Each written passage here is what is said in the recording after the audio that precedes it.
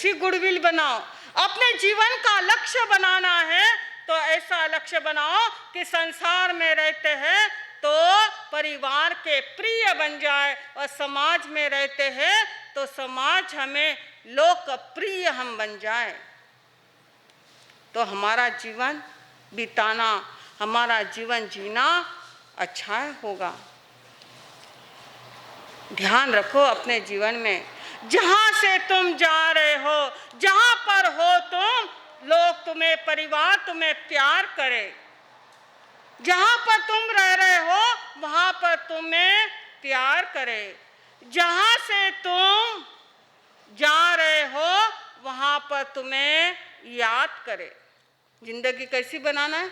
जहां पर तुम जा रहे हो वहां पर तुम्हें, जहां से जा रहे हो वो लोग तुम्हें याद करे, और जहां पर आप जाओगे वहां पर तुम्हारा इंतजार करे। वह जिंदगी है ना? वही जिंदगी है। अगर ऐसी जिंदगी अगर हमने बना ली तो हमारा लक्ष्य सार्थक होगा। उसके लिए ज्ञानियों ने 3 बातें बताई है कि अगर हमें जीवन में अच्छा बनाना है, अच्छा लक्ष्य बनना है, हमारा परिवार अच्छा रहे, तो उसके लिए 3 बातें बताई है कि पहली बात है हमें समय का दान करना होगा। Invest time with your family. परिवार के साथ में अगर हमें अच्छा रहना है तो समय का दान करो। समय का दान करोगे तो परिवार तुमसे खुश रहेगा। आज व्यक्ति को पूछो, समय देते हो क्या? मैं भी आपको पूछना चाहती हूँ, आप परिवार के लिए कितना समय देते हो? कितना समय है? हा?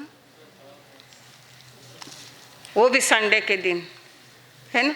ऐसे तो बच्चा जब स्कूल में जाता है तब पिताजी उठते हैं, और जब बेटा घर पर आता है तब पिताजी कहाँ होते हैं? दुकान पर होते हैं। कहाँ पर समय मिलता है? समय नहीं है।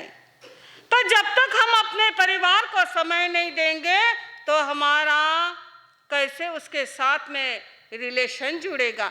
रिलेशन तो जुड़ गया पर विचार कैसे मिलेंगे? कैसे प्रेम बढ़ेगा? एक छोटा बच्चा 8 साल का, 9 साल का बच्चा था। वह अपने पिताजी के पास में गया और पिताजी को कहता है कि पिताजी, आप 1 घंटे में कितने कमाते हो? तो पिताजी ने कहा, मैं 1 घंटे में 10,000 रुपये कमाता हूँ। क्या कहा? 1 घंटे में 10,000 रुपये कमाता हूँ। बेटे के पास में जमा किए हुए 4,000 रुपये थे। 4,000 रुपये निकाले, पिताजी को कहा कि आप इतना कमाते हो तो मुझे 6,000 रुपये दे दो।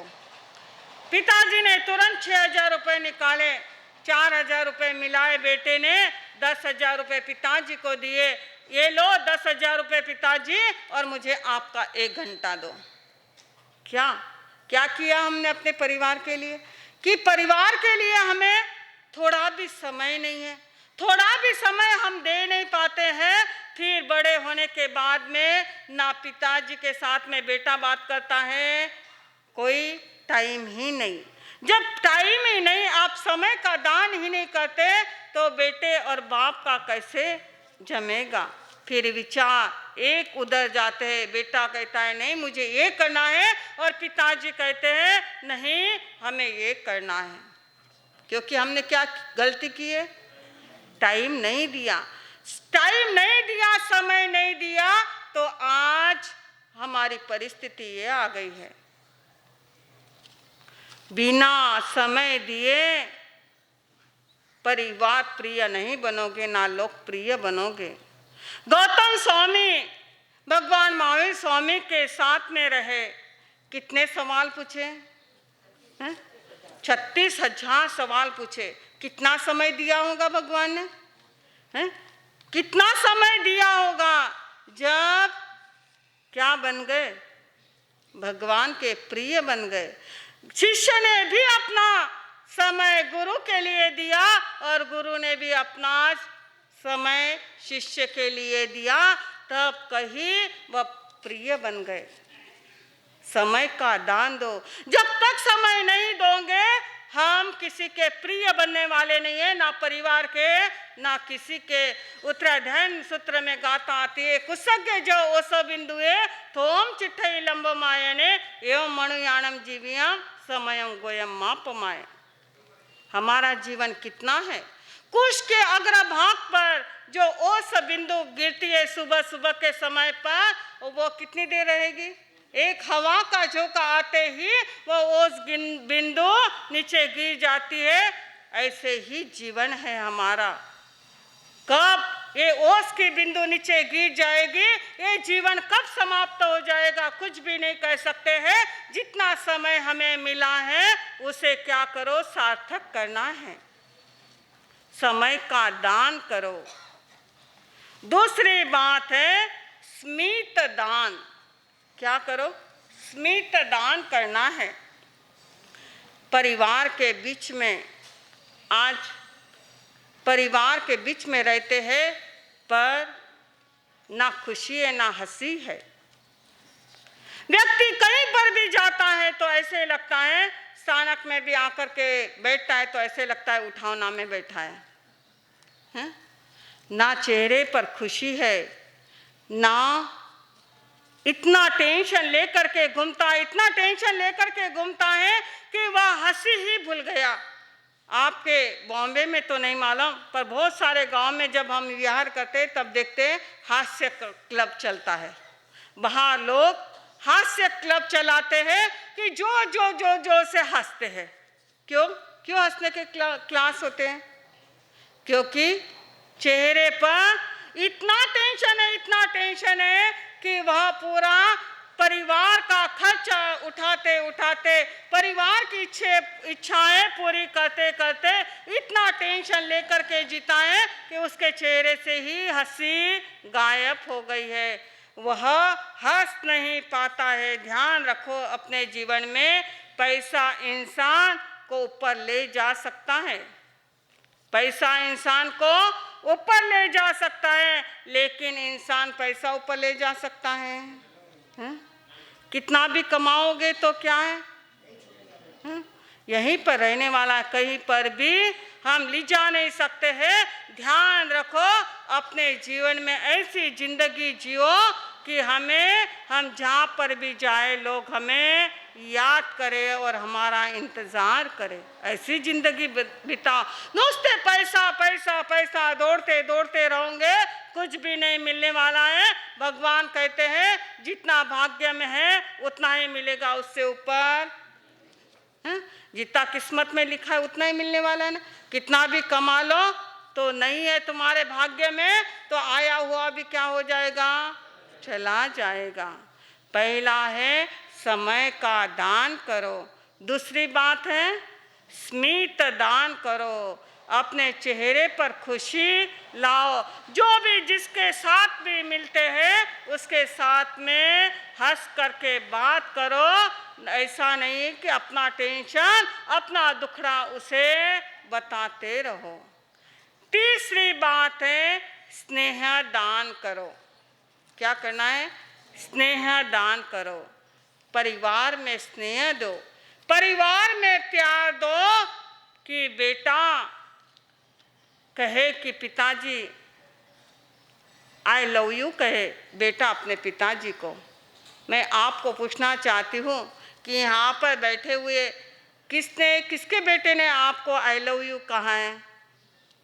कोई है कोई बेटा? क्या क्यों नहीं कहा? क्या होता है मीनिंग?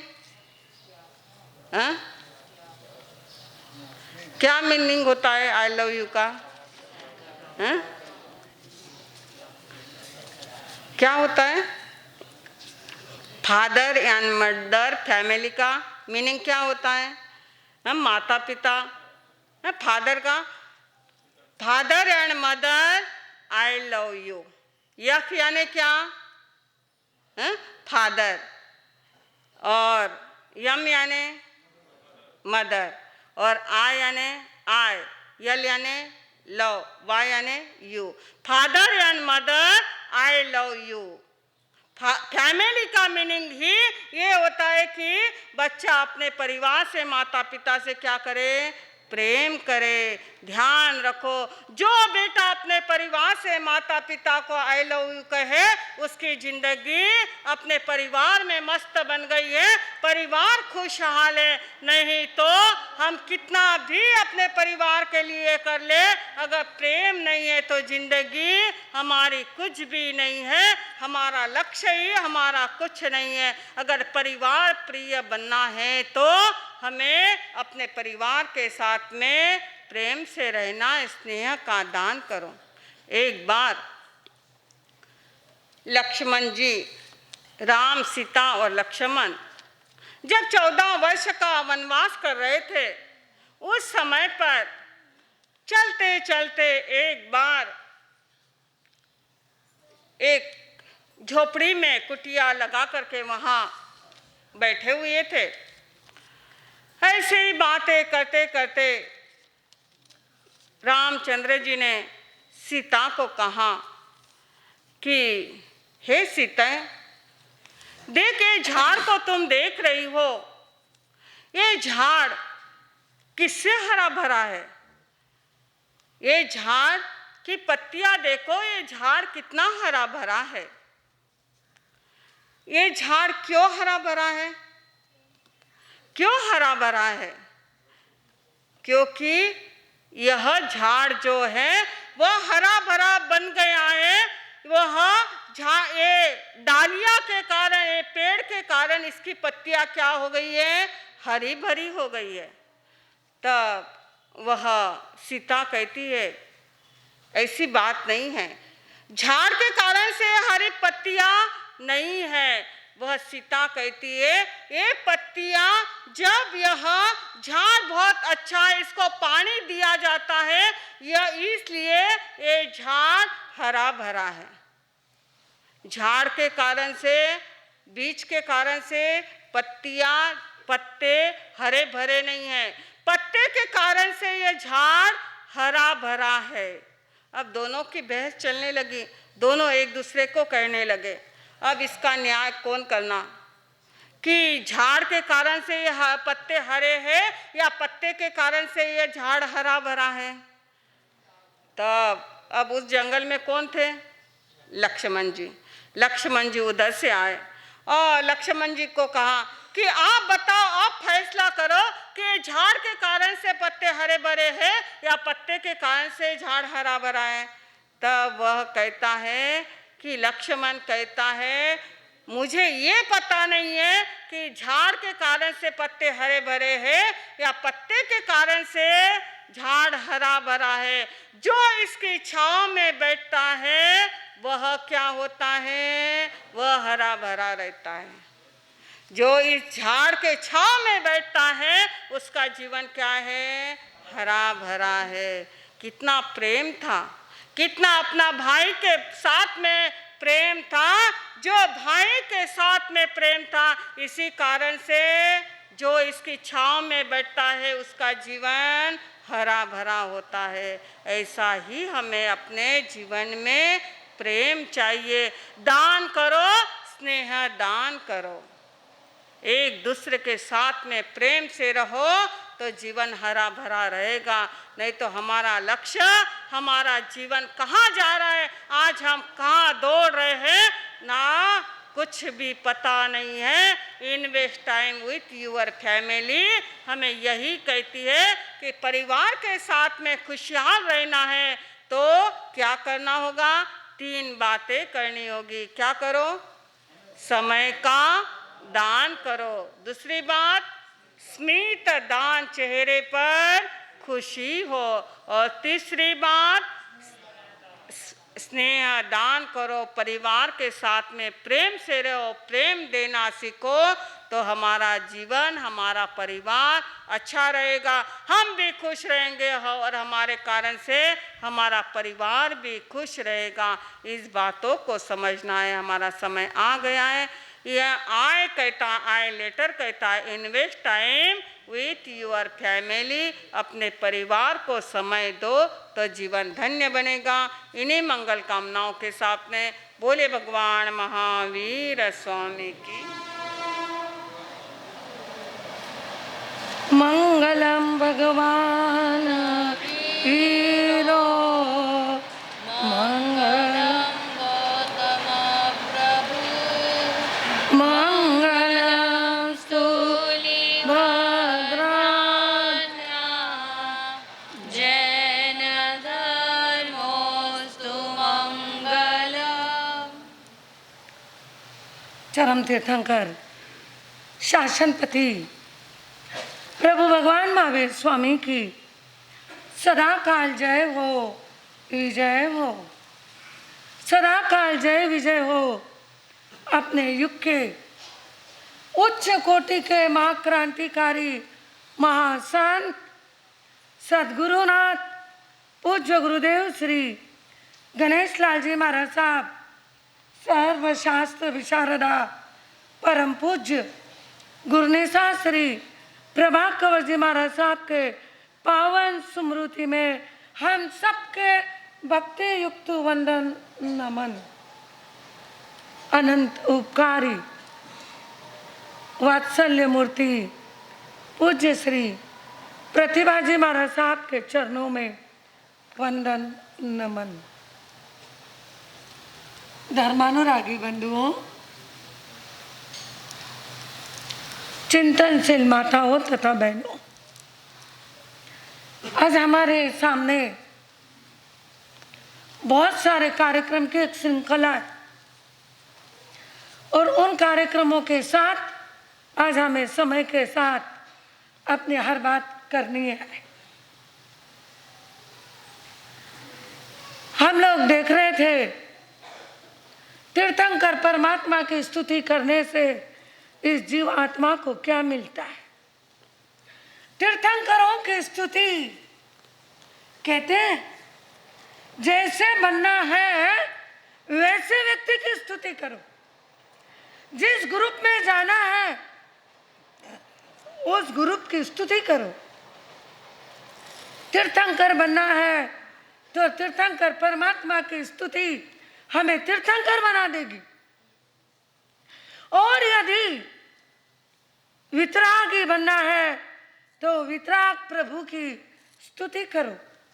वितराग प्रभु की स्तुति हमें वितराग बना देगी और अरिहंत प्रभु की स्तुति हमें अरिहंत बना देगी। इसीलिए कहते हैं अरिहंत श्री तीर्थंकर जी बेड़ा पार लगाएंगे,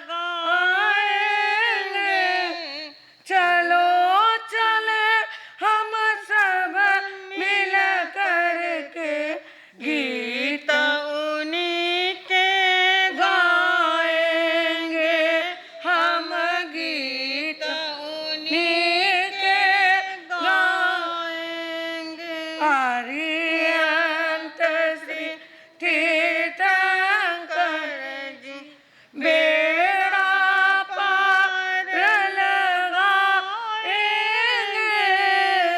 चलो चले हम सब मिल करके गीत उन्हीं के गाएंगे, हम गीत उन्हीं के गाएंगे। दो लाइन आप बोल सकते हैं, बोलो।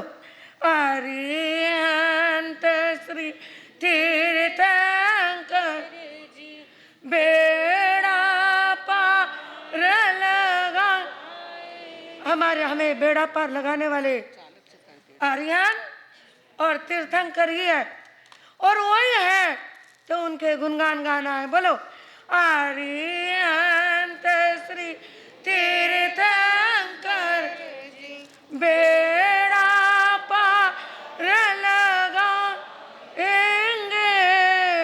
चलो चले हम सब मिल करके गीत उन्हीं के गाएंगे, हम गीत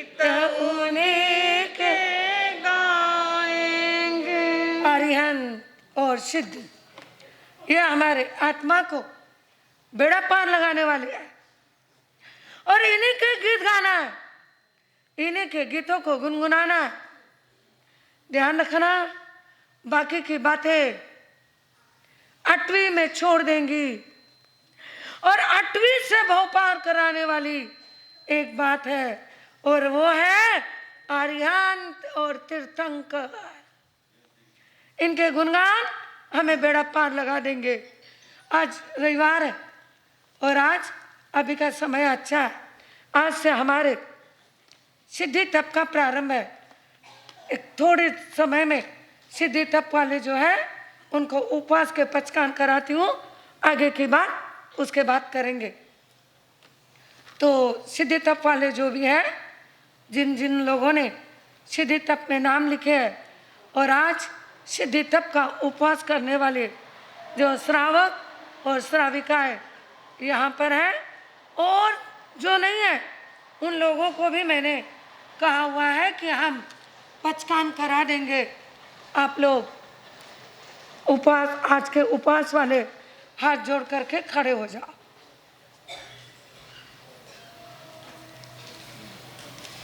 आज के उपवास सिद्धि तप वाले।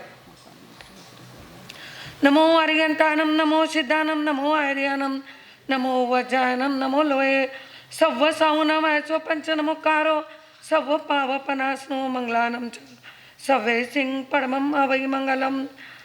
ओम प्रमेष्टि नमस्कारम सारम नमो पदात्मकम आत्मरक्षाकरम वज्रम पंचराभ्यम स्मराम्यम। ओम नमो अर्यंतानम शिरस्कम शिरस्थितम। ओम नमो सर्वसिद्धानम मुखे मुखपटमरम। ओम नमो आर्यानम अंगरक्षातिजायिनी। ओम नमो वज्रायनम आयुधेवास्त्र योर्दुडम। ओम नमो लोये सुवत्सौनम मोचकये पादयो शुभे ऐसो पंच नमोकारो शीला वज्रमहितले सव्व पावपनास्नो वप्रो वज्र मयो वै मंगलानम च सवे सिंह कद्रांगार खातिका स्वांतम च पदम गेयम परमम वै मंगलम। वप्रो परि वज्रमयम पिरानम देह रक्षणे मा प्रभावा रक्षयम शुद्रोपद्रवनाशिनी परमेष्टि पदद्भुता कथिता पूर्व सुरेभियच्चवम कृते रक्षाम परमेष्टि परे सदा तशनुषाद्वयम। व्याधिराधिश्चापि कराचिनम व्याधिराधिश्चापि कराचिनम शिवमस्तु सर्वजगतः परहित निरंता भवन्तु भूतगणा दोषां प्रयन्तु नाशं सर्वत्र सुखी भवन्तु लोका उपसर्गाक्षयं यान्ति छिदन्ते विघ्नवलयं मनःप्रसन्नमेति पूजमाने जिनेश्वर। सर्वमङ्गल्यमाङ्गल्यं सर्वकल्याणकारणं प्रदानं सर्वधर्मानं जैनं जयति शासनम। गुरुदेव की आज्ञा से, गुरु जी महाराज साहब की आज्ञा से, जिन शासन देव की शक्ति से, नवकार महामंत्र की भक्ति से, परम पूज्य सौभाग्य मुनि जी महाराज साहब के अनंत श्रद्धा के साथ, भक्ति के साथ इस सिद्धि तप की महातपस्या के लिए जो कटिबद्ध हुए हैं, जिन्होंने वीरता के साथ अपना नाम दिए, उन सब के लिए शक्ति प्रदान हो। शासन माता आप सबको शक्ति प्रदान करे। इन्हीं कामनाओं के साथ गुरुदेव की आज्ञा से, गुरु जी महाराज साहब की आज्ञा से चौथ भगत उपवास का पचकान आश्रम पानम खाइमम साइमम अनंतरावगेनम सहस्त्रागारेणम महत्रागारेणम सत्यागारेणम चौथ भगत उपवास का पचकान ओसरे। तपस्या करने वालों को,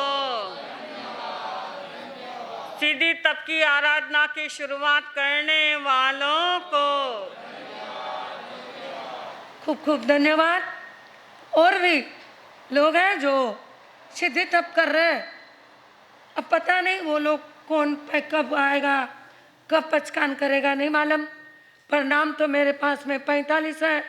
45 में से कितने पचकान करते हैं वो तो कल के पारने पे से मालूम पड़ेगा।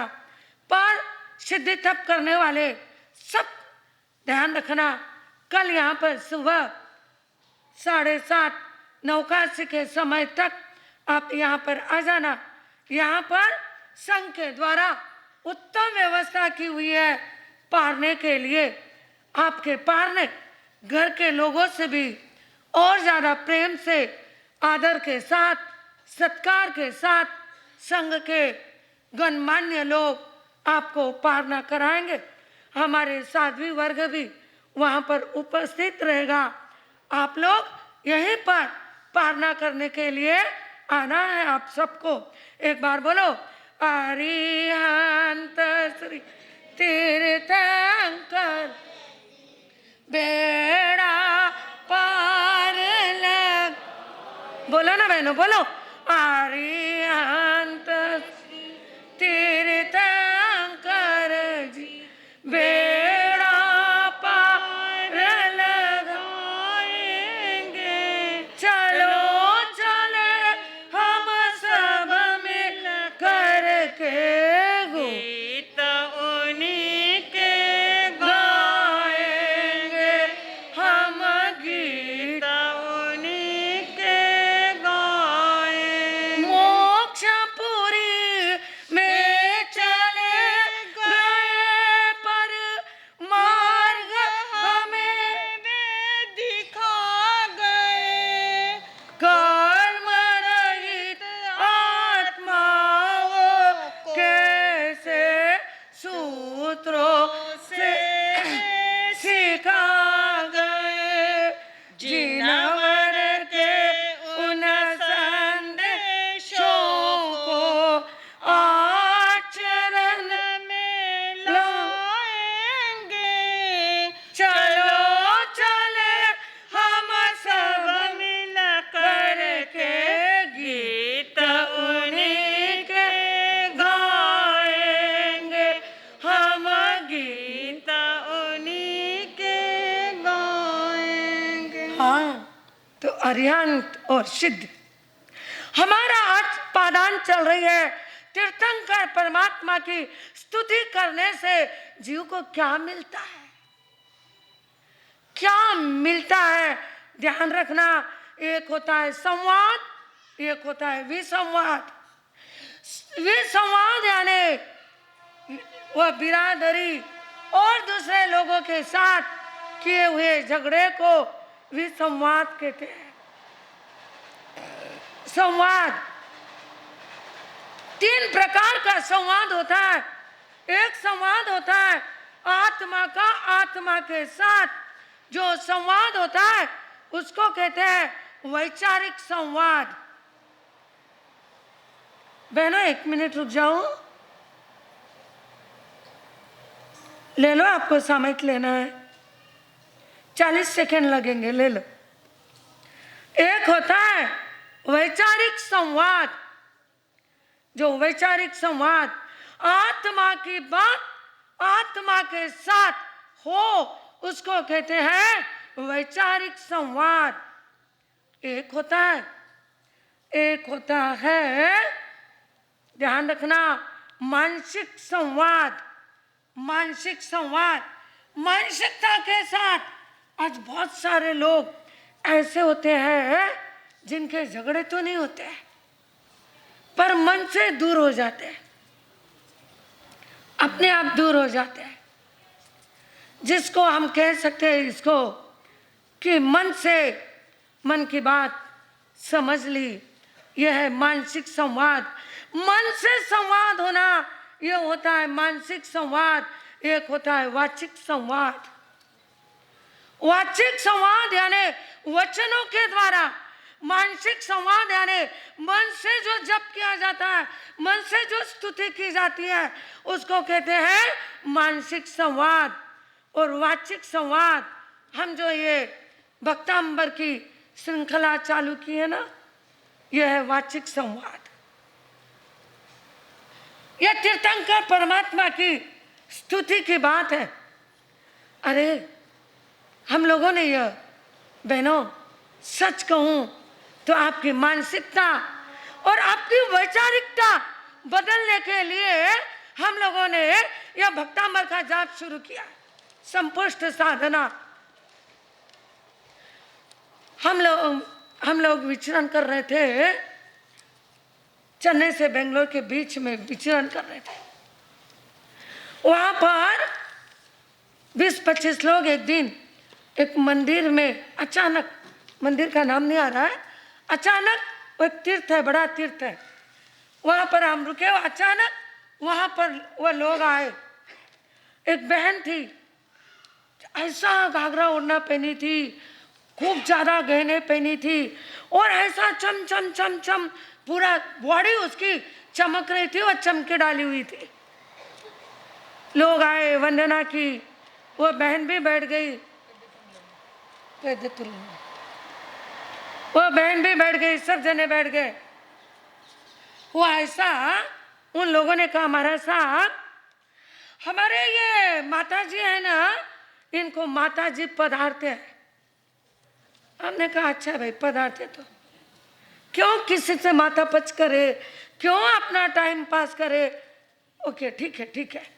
नहीं महाराज साहब आपको भी कुछ पूछना है ना, आप इनसे पूछ सकते हो। हमने कहा पूछने के दिन तो बहुत दूर चले गए, अब पूछना क्या, अब तो अरिहंत श्री तीर्थंकर जी, अब तो उनसे पूछना, अब इनसे क्या पूछना। मैंने महाराज साहब ने तो कुछ नहीं कहा, पर मैंने कहा क्या पूछना है, बोलो क्या पूछूं। नहीं महाराज साहब कुछ भी पूछ लो। अरे महाराज साहब आपको नहीं मालूम, इनके हाथ में मोती आते हैं, कुमकुम आता है, 500 की नोट आती है। अरे बाप रे, मैं तो सुनती रह गई,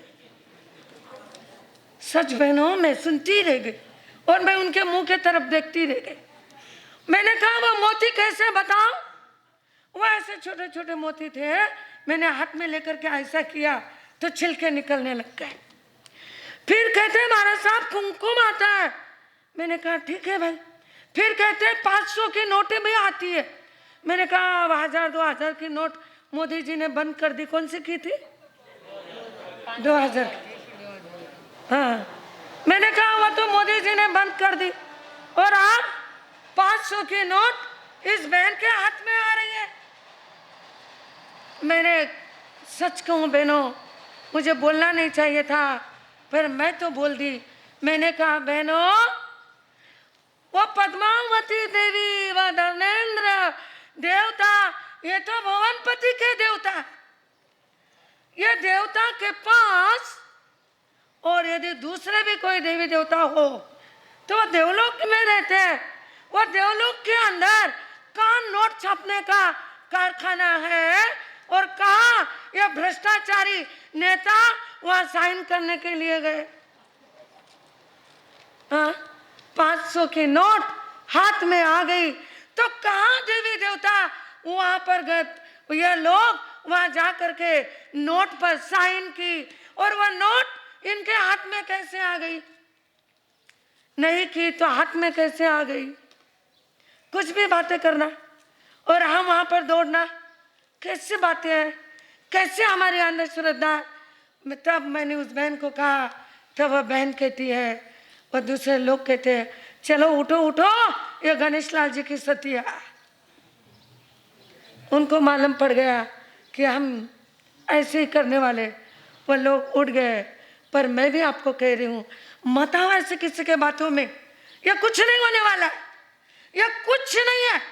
जो है हमारे कर्म है, हमारे कर्म हमें सुख देने वाले हैं, हमारे कर्म हमें दुख देने वाले। आपके शुभ कर्मों का उदय है, आप सुखी रहोगे। आपके अशुभ कर्म का उदय है, आप दुखी रहोगे। हाँ, पर अशुभ कर्म के उदय को शांति से सहन करना और उसको शुभ में कन्वर्ट करना। तो चले आओ इस भक्तांबर की लंबी श्रृंखला के अंदर शामिल हो जाओ। तो अशुभ कर्म का या तो नाश होगा, या अशुभ कर्म में से शुभ की ओर बढ़ने का मार्ग मिलेगा, या अशुभ कर्म सहन करने की क्षमता प्राप्त होगी। इधर उधर भग करके कुछ मिलने वाला नहीं है। कोई किसी के भाग्य बदलने वाले नहीं है।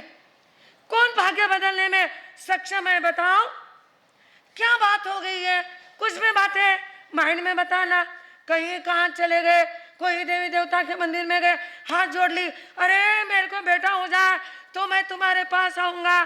क्या मालूम वो जागरूक देवी देवता तुमको बेटे देने के लिए उनके पास में क्या बेटे की फैक्ट्री है जो तुम्हें उठा के दे देंगे?